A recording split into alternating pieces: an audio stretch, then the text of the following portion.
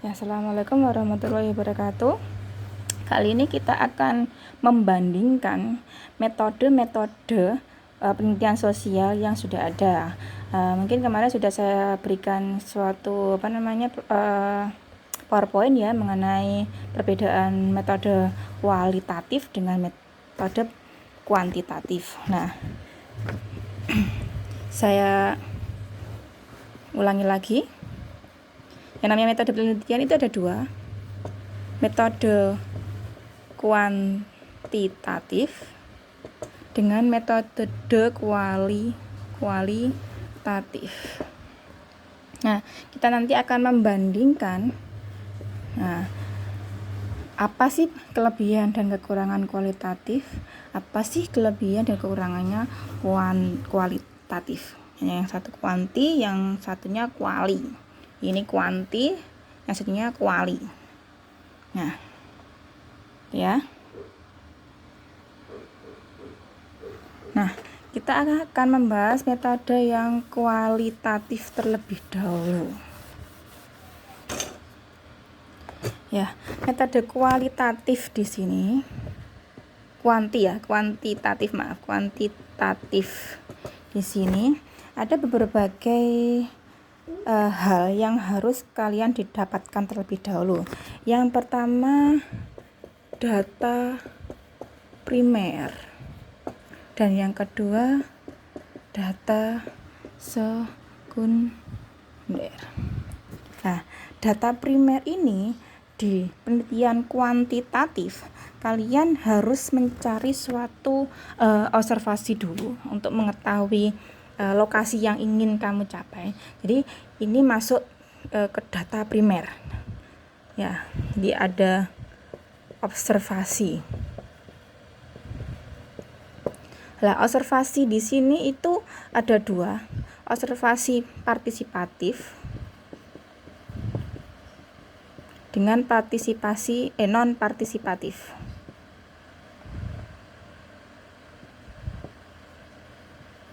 Kalau partisipatif jelas kamu nanti datang ke lokasi itu harus ikut, misalkan kamu ingin meneliti tentang orang-orang yang mengamen gitu kan, jadi kamu harus ikut-ikutan mengamen.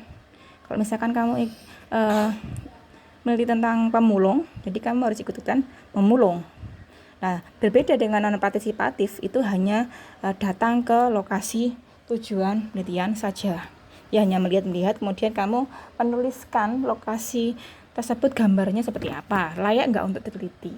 Nah, habis observasi ini, data primer yang paling penting itu adalah angket,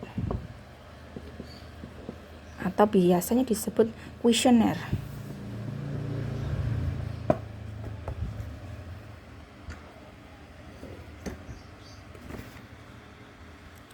Nah, kuesioner di sini itu ada macam-macam, atau angket ini ada beberapa macam yang dipilih oleh peneliti.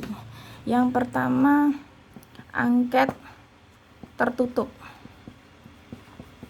Nah, angket tertutup ini di mana angket atau pertanyaan yang hanya memiliki jawaban yang sudah tersedia, dan jawaban yang tersedia ini disediakan oleh peneliti. Jadi responden itu hanya bisa menyilang atau melingkari jawaban yang sudah tersedia. Jadi nggak ada lagi jawaban yang yang lain yang bisa diisi sendiri oleh responden. Kalau yang kedua, jelas kebalikannya, itu terbuka. Jadi kalau yang ini kan misalkan berapa, misalkan ya, ini ya, berapa penghasilan bapak atau ibu. Misalkan ini A, misalkan 500.000, B 800.000, C 1 juta. Nah, ini kalau tertutup ini hanya A, B, C, nggak ada pilihan yang lain. Kalau yang terbuka ini ada titik-titiknya. Jadi tidak ada ini. Ini tidak ada. Jadi si responden bebas untuk menuliskan jawabannya sendiri. Tuh. Beda ya. Yang ketiga ada angket semi terbuka. Angket semi terbuka ini dimana memang ada pertanyaan seperti ini, ya kan? Kemudian si responden jawabannya tidak ada di sini. Nah, jadi yang peneliti ini memberikan halaman di mana yang bisa responden mengisi sendiri. Kalau nggak 500 nggak ada, 800 nggak ada, 1 juta nggak ada, berarti mungkin di atasnya atau di bawahnya 500. Itu namanya semi terbuka. Ya, bisa dipahami ya.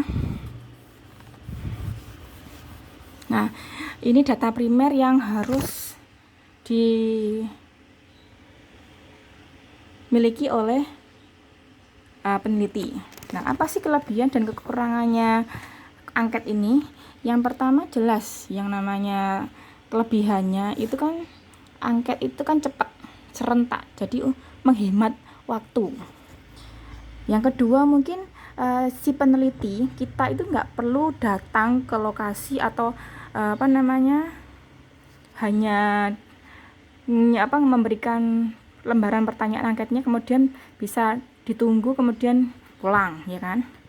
Yang ketiga justru ini kan lebih murah, soalnya datang nggak ngabisin biaya, nggak ngabisin bensin atau nggak bensin yang lain, jelas murah. Terus kekurangannya gimana? Kekurangannya jelas ya, kalau sudah datang kemudian pulang itu kan datanya kan bisa dimanipulasi atau tidak bisa secara mendalam, nggak terlalu detail datanya yang didapat. Nah, itu kekurangannya itu ya. Terus kemudian data sekundernya. Nah, data sekunder itu jelas yang di lain dari data primer. Kalau data sekunder itu didapat dari foto, misalkan video, dokumen atau statistik dan lain-lain. Nah, di sini sudah ada datanya. Nah, kalau sudah dapat di sini, nah jelas cara pengolahannya.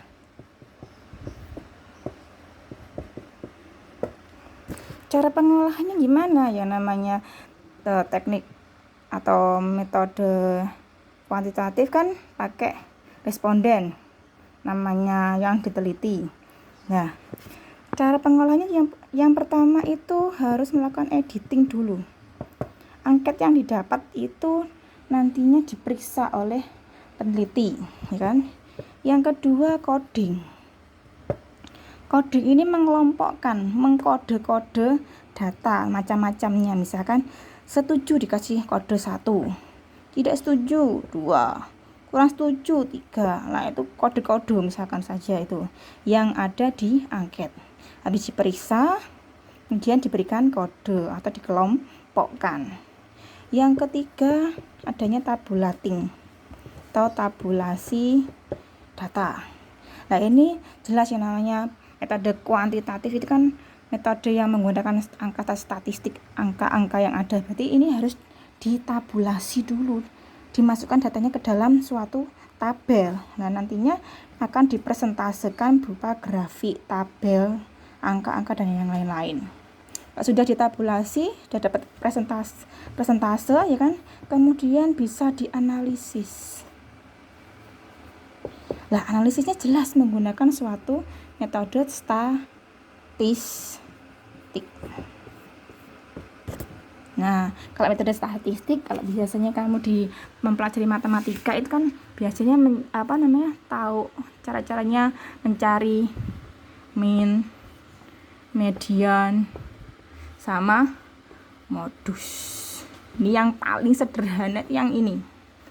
Nah, kalau sudah itu kan dapat ditarik suatu kesimpulan atau namanya digeneralisasi.